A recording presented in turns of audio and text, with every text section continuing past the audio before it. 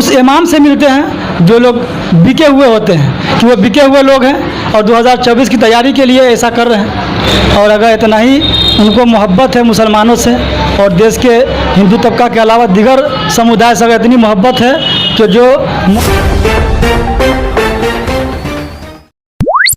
केंद्र में भाजपा की सरकार है और जब से भाजपा की सरकार है उस पर विपक्षी दल हमेशा आरोप पे आरोप लगाते हुए आते हैं कि जब भी भाजपा केंद्र में आती है तो हिंदू मुस्लिम करती है और हिंदू मुस्लिम करके ही सरकार बनाती है। ऐसे में 23 सितंबर 2022 को यानी गुरुवार को आरएसएस के प्रमुख मोहन भागवत ने ऑल इंडिया इमाम काउंसिल ऑर्गेनाइजेशन के चीफ इमाम उमर अहमद इलियासी साहब से मुलाकात की है। बातचीत के दौरान इमाम उमर अहमद इलियासी साहब ने कहा है हम लोगों का डीएनए एक ही है, भली इबादत करने का तरीका अलग हो सकता है। और बानी भास्कर से बातचीत के दौरान उन्होंने ये भी कहा है कि मोहन भागवत हमारे राष्ट्रीय ऋषि हैं और राष्ट्रीय पिता हैं। मोहन भागवत जी आज हमारे परमादरणीय राष्ट्र ऋषि हैं, राष्ट्रपिता है। इन पर मुसलमानों की क्या सोच है, इस पर बात करने के लिए हमारे साथ इस वक्त मौलाना तालिब रजा साहब मौजूद हैं। अब इनसे बातचीत करेंगे। मतलब जुमा को आरएसएस चीफ मोहन भागवत ने एक इमाम साहब से, इमाम उमर इलियासी साहब से मुलाकात की है और मुलाकात के दौरान एक दैनिक भास्कर को इमाम उमर इलियासी साहब ने कहा है कि एक अच्छा पहल है और हम दोनों का डीएनए तो एक ही है, भली इबादत करने का तरीका अलग है। और साथ ही साथ उन्होंने ये भी कहा है कि मोहन भागवत हमारे राष्ट्रीय ऋषि हैं और राष्ट्रीय पिता हैं। इससे क्या लगता है कि आपको एक जो हिंदू मुस्लिम के अंदर जो नफरत की राजनीति जो कही जा रही है, नफरत देखी जा रही है, तो ये एक अच्छा पहल है? जी नहीं, ये अच्छा पहल नहीं है, बल्कि ये 2024 की तैयारी है। और अगर इतना ही उनको मोहब्बत है मुसलमानों से और देश के हिंदू तबका के अलावा दीगर समुदाय से इतनी मोहब्बत है कि जो मॉब लिंचिंग हो रही है उस पर कंट्रोल करें। और जो ये सारे लोग उन्हीं के दंगाई हैं जो मुसलमानों को कभी गांव के नाम पर, कभी किसी चीज़ के नाम पर हत्या कर रहे हैं। अगर इनको इतनी मोहब्बत है देश के लोगों से और मुस्लिम समुदाय से, तो फिर हर मामले में उनका ख्याल रखें और जहां मॉब लिंचिंग हो रही है उनको गिरफ्तार करें, उनके साथ सख्ती करें और इसको रोकें। लेकिन ऐसा कुछ नहीं होता है। जब उनको इलेक्शन की तैयारी करनी होती है तो वो किसी इमाम से मिलते हैं और उस इमाम से मिलते हैं जो लोग बिके हुए होते हैं या उससे मिले हुए होते हैं। ऐसे लोगों की बात का कोई एतबार नहीं है। वो दिल्ली के कस्तूरबा गांधी के एक मस्जिद के इमाम हैं, ऑल इंडिया इमाम काउंसिल ऑर्गेनाइजेशन के वो चीफ हैं इमाम उमर अहमद इलियासी साहब। फिर ऐसे कैसे कहते हैं कि वो बिके हुए लोग हैं?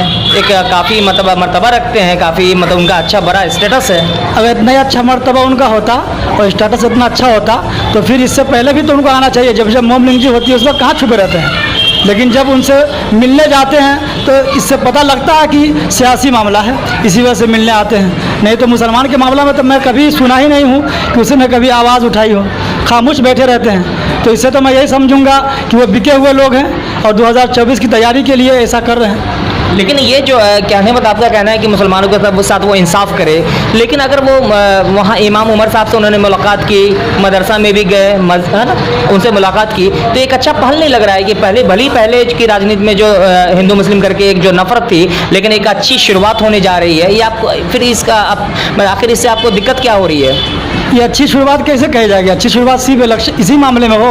अगर अच्छी शुरुआत होती है फिर हर मामले में एक पहल करना चाहिए और वाकई जो है लोगों से मिलना चाहिए और सबसे मिलना चाहिए। ज़मीनी स्तर पर तो उनका कोई काम नज़र आता नहीं है। सिर्फ मीडिया के सामने आकर कोई बयान देने से तो काम होता नहीं है। अगर उनको पहल करना है दोनों समुदाय को मिलाकर तो फिर ज़मीनी स्तर पर काम करें और तमाम लोगों से मिलकर ये बात करें। अकेला बयान देने से कुछ नहीं। बाबरी मस्जिद का भी जो मामला चल रहा था, बाबरी मस्जिद के बाद, तो उन्होंने कहा था कि हमको मस्जिद के अंदर जाकर के मंदिर तलाश क्या करना, इसको लेकर के ये एक अच्छा पहल नहीं लग रहा आपको? मस्जिद के अंदर जाकर किसी चीज़ को तलाश करना क्या है? जब सुप्रीम कोर्ट का आर्डर है 1992 या कौन सन से जो है जो कुछ मस्जिद है वो मस्जिद रहेगी और जो मंदिर है वो मंदिर ही रहेगा। फिर इसमें जो है तलाश करने की क्या ज़रूरत है? जो मंदिर उनके कब्जा में वो अपना इबादत करे, जो मुसलमान की मस्जिद है वो मस्जिद में अपनी इबादत करे। और यहाँ वहाँ जाकर तलाश करने का मतलब ये है कि नफरत को भड़काना और इससे जो वोट बैंक बनाना। लेकिन जो 2024 के चुनाव के आपका कहना है कि सीधे सीधे कि ये 2024 के चुनाव का प्रोपेगेंडा है, उसकी तैयारी के लिए कर रहे हैं, तो आरएसएस का वो तो चुनाव मतलब मोहन भागवत जी तो चुनाव नहीं लड़ेंगे, लड़े या ना रहे, लेकिन बीजेपी तो उन्हीं की पार्टी में से है ना, उन्हीं के संगठन की एक पार्टी है बीजेपी जो काम कर रही है। तो उसके प्रमुख आरएसएस के, तो जाहिर सी बात है ये मदद करेंगे, ये लोगों के पास मिलेंगे और बाकी लोग अपना इलेक्शन लड़ेंगे, उन्हीं का काम कर रहे हैं वो। यानी आपका कहना है कि अगर अच्छा पहल की शुरुआत करनी है तो मुसलमानों के साथ जो जुल्म हो रहे हैं उसको रोकना चाहिए सबसे पहले। जो अभी बिल्किस बानो के जो गुनाहगार हैं अभी रिहा हुए हैं, फिर से कब जेल में जाएंगे, या फिर गांव हत्या के नाम पे जो मुसलमानों के साथ जुल्म हो रहे हैं वो रोकना होगा, ये कहने का मतलब है आपका? जी हाँ, मेरा यही कहना है कि अगर ये अच्छी पहल कर रहे हैं कि सब समुदाय मिलकर और देश को मजबूत करें, तो उसका मतलब ये बनता है कि सब लोगों से मिले और जो भी जालिम है उसको उसकी जुल्म की सज़ा मिलना चाहिए और जो मजलूम है उनके साथ इंसाफ होना चाहिए। जैसे कि बिल्किस बानो, उसके साथ बलात्कार किया गया, उनके घर के तमाम लोगों को ख़त्म कर दिया गया और ऐसे लोगों जो लोग उनके मुजरिम हैं उनको जो है छोड़ दिया गया, आज़ाद कर दिया गया। तो उनको दोबारा से कब गिरफ्तार करेंगे अगर इंसाफ दिलाना चाहते हैं और अगर देश को मजबूत करने के लिए ये पहल वो कर रहे हैं तो। यानी कि अगर उन्होंने जो कहा कि मोहन भागवत जो है राष्ट्र ऋषि हैं और राष्ट्र पिता हैं, इससे आप मतलब क्या इत्तेफाक रखते हैं, आप क्या सहमत हैं? राष्ट्र ऋषि और राष्ट्रपिता मैं तो नहीं मानता हूँ, मैं तो एक ही के बारे में जानता हूँ, गांधी जी, जिनको लोग जो राष्ट्रपिता कहते हैं। अब ऐसे लोग जो नफरती हैं वो राष्ट्रपिता हो जाएंगे और ऋषि हो जाएंगे तो फिर तो पूरा मुल्क बर्बाद हो जाएगा। ऐसे लोगों को राष्ट्रपिता नहीं कहा जाएगा।